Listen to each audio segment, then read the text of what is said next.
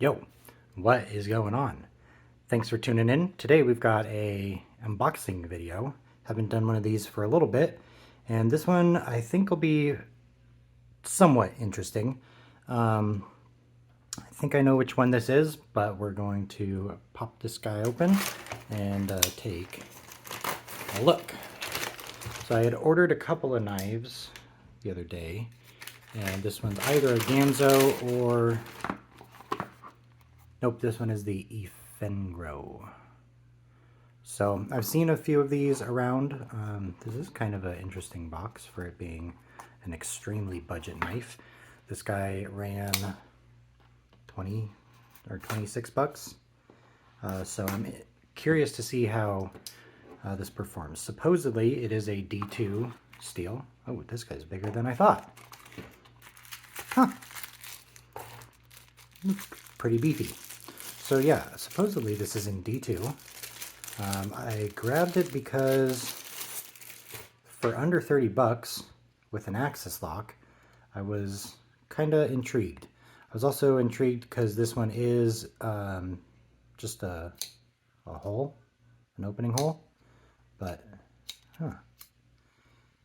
it is a pretty weak detent. So I'm not sure how that's going to do for any sort of flicking. But yeah, this is kind of interesting.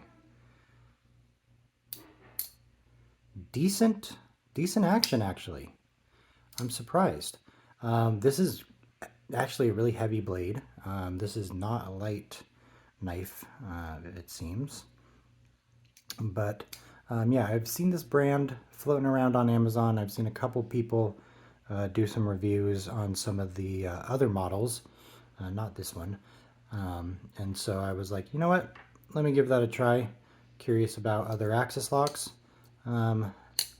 It's definitely not a Benchmade quality, that's for sure. It does feel a little gritty and sticky. I'm kind of bummed that you can't really flick it open unless you're doing a wrist flick, but yeah, that's kind of nice. Jade G10, I got the Jade because I'm going to be doing some Rit dyeing on it. Kind of interesting. There's a little bit of a hump there. You can see barely. A little bit of a protrusion, which is kind of a weird decision in my mind with the pocket clip. It's got the same deal on both sides. Looks like we're looking at T6 hardware for the back spacer, which looks like it's a black G10. And for the pocket clip, yep, and I believe that is a T8, T9, T8 on, yep, on the pivot. Is that T9? Yeah, no, that's definitely T8. It's just a little loose in there, so I think some of those tolerances aren't going to be quite right. This would be a lot better if you could get a little bit better purchase in that hole. If instead of swooping in right here, this just carried on out and left that a little further out. But that being said, it is openable with one hand. Yeah, you kind of have to dual it, but you can slow roll that, and it's not too bad to just flip open with the axis lock itself there. So definitely interesting. Relatively sharp out of the box here. And I mean, that looks like a pretty nicely evenly ground edge bevel, so it's not too bad. Yeah, I mean, that's not the sharpest knife that I've ever experienced, but it's definitely not dull by any means. Some decent jimping, some deep jimping up on the blade there, which gives you some really good purchase. And yeah, it feels nice and neutral in the hand. These scales are kind of contoured, so it fills the hand well without feeling blocky. So not too bad. And really, that's not, can't quite tell. Looks, yeah, that's running on bearings. So that's partly why it's nice and smooth. But I mean, honestly, for a $27 knife, I don't think you can go wrong with this.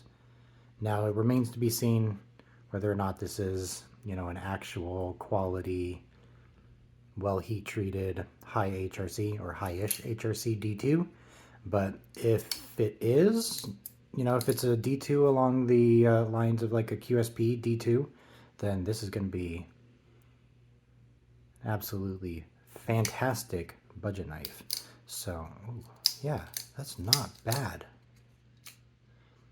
And as that breaks in a little bit, that might actually,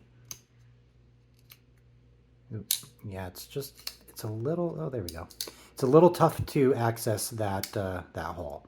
I would have liked to have seen that be, you know, more like that kind of, where it's sticking out a bit and you can really get that leverage in there. But that being said, with a little bit of working in, that might be reverse flickable. And it is a serviceable thumb hole. But yeah, I was a little concerned about that when I saw it. But yeah, I mean, like I said, for a $27 Axis lock knife, really can't go wrong. So yeah, check it out if you want. Not sold on it yet. Not sure how much use it'll get. Honestly, I was more kind of checking it out as a recommendation for a coworker of mine. He's been borrowing my QSP Penguin, and he's been really liking that. But he's not a fan of liner locks, and was definitely a big fan of my mini bug out when I got that and showed it to him. So probably end up showing this to him, maybe even just giving it to him after I do a dye job on the scales. But yeah, pretty darn decent for a $27 knife. So thanks for tuning in, and we'll see you guys next time.